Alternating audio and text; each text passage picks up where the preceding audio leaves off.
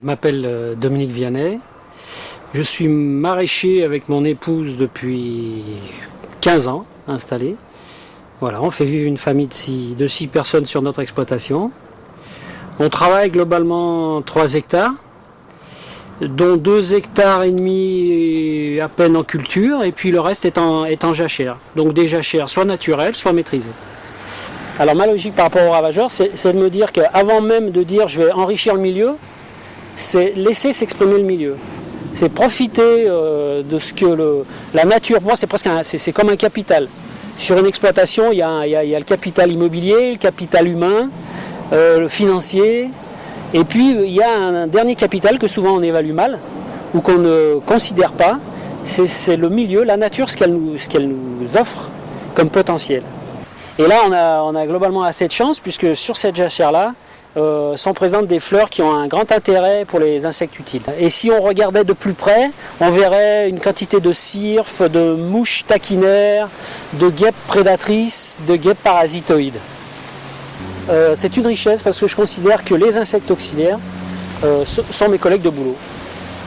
Voilà, pour moi ce sont de véritables partenaires. La plupart du temps, sur les cultures, sont présents des ravageurs. En petite, faible, voire grande quantité.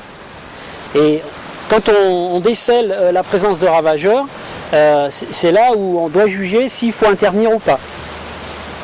Et la plupart du temps, la présence d'auxiliaires suffit à maîtriser, voire à éradiquer l'attaque. Un ravageur est maîtrisé par plusieurs auxiliaires de culture. Voilà, si on prend par exemple le puceron, qui est donc l'un des principaux ravageurs qui me concerne moi, il est concerné par les hyménoptères, donc les guêpes chasseuses, parasitoïdes, qui pondent dedans.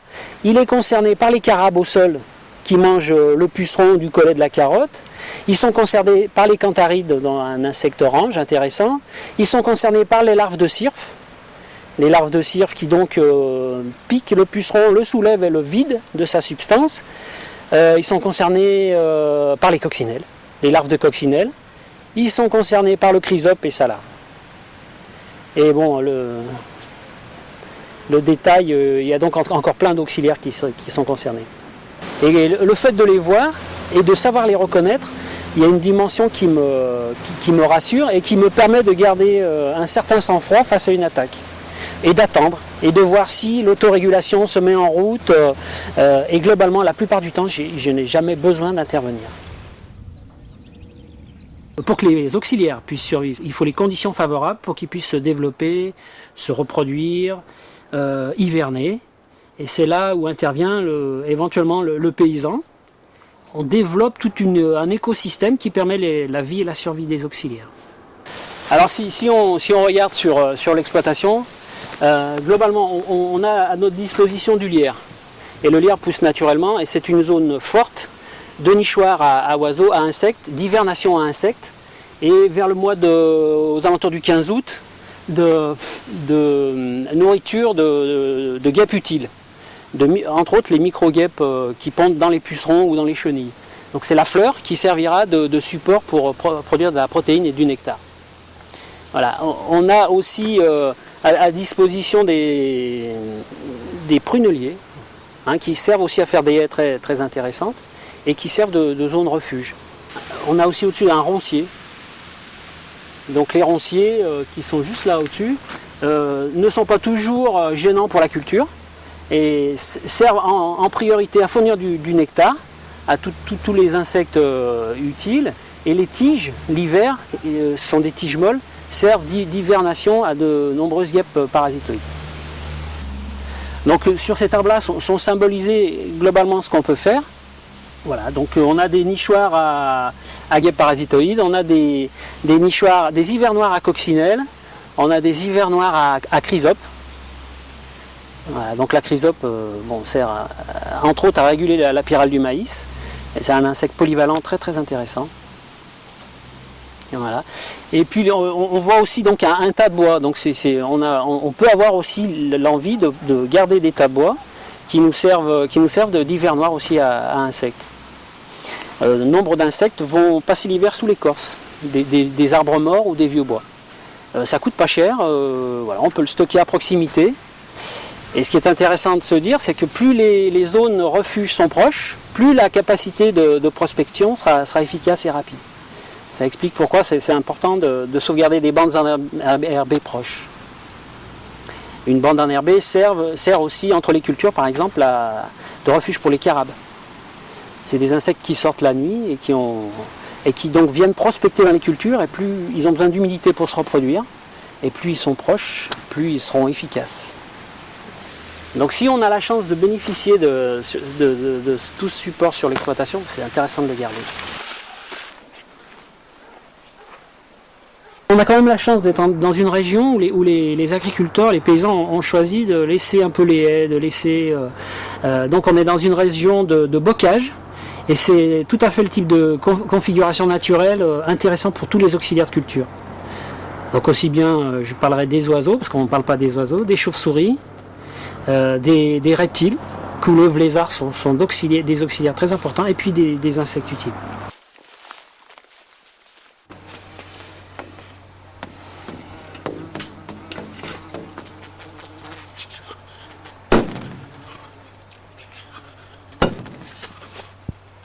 Voilà, rien que sur cette paroi, là, vous voyez, là, j'identifie une guêpe parasitoïde, là, elle est quand même assez grosse, celle-là. Et puis, il y a carrément des micro-guêpes de type Aphidus, Colemani ou Hervie, ou des Ancarcia formosa. Donc ça, c'est des guêpes qui sont répertoriées et qu'on peut acheter. Et donc, moi, elles sont ici à l'état naturel. Donc ce sont des guêpes qui, entre autres, parasitent tout le puceron, ou par exemple la pyrite du chou, qui est une chenille. Voilà, donc là, en 30 secondes, vous voyez, là, j'en vois déjà une petite dizaine. En voilà une autre encore. Voilà, en voilà une autre ici. Voilà, donc leur présence n'est pas anecdotique, quoi. Elles sont nombreuses. Quand elles s'y mettent, sérieusement.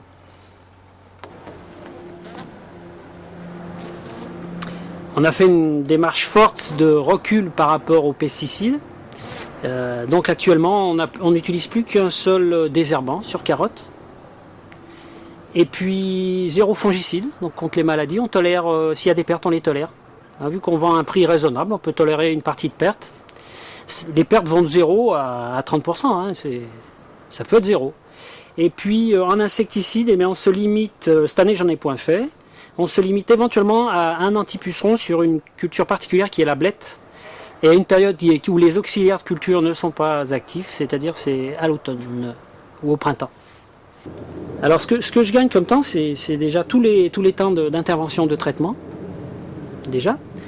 Alors c'est vrai que l'acte de laisser faire, c'est souvent moins valorisant, ou laisser s'exprimer la nature, c'est moins valorisant que le faire. Dans notre société, le travail, c'est quelque chose d'important. Donc le faire est souvent plus valorisé que le laisser faire. Et ça, c'est difficile à défendre parfois dans la profession, et c'est difficile à défendre dans notre société. Ça veut dire que dans le laisser faire, il n'y a pas de travail. On laisse exprimer la nature. Alors, je perds un peu de temps, oui, effectivement, pour maîtriser parfois les abords. C'est-à-dire qu'il y a une phase où je broie, parfois je fauche, pour pouvoir travailler tranquillement, ou je désherbe quand même de façon conséquente à la main. Donc le post-désherbage, c'est un gros travail qui est difficile et qu'il faut accepter de faire. Donc c'est pour ça que je trouve que l'agriculture durable, c'est un partenariat. C'est du donnant-donnant. Si mon client me tolère 2 pucerons dans ma salade, ou 10 ou 20, je peux me permettre de ne pas traiter. S'il ne tolère pas ces quelques pucerons, ou cette limace ou cette chenille, je suis obligé d'intervenir.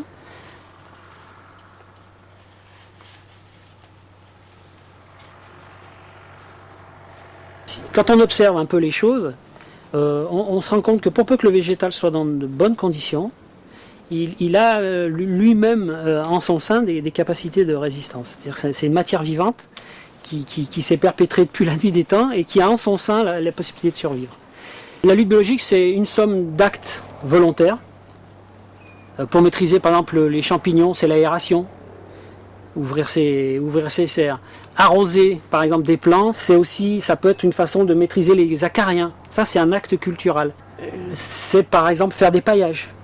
Faire un paillage au pied des cultures, qui soient naturelles ou même plastiques, c'est créer un écran entre la culture et le sol. Donc par exemple sur salade, c'est limiter les capacités des champignons.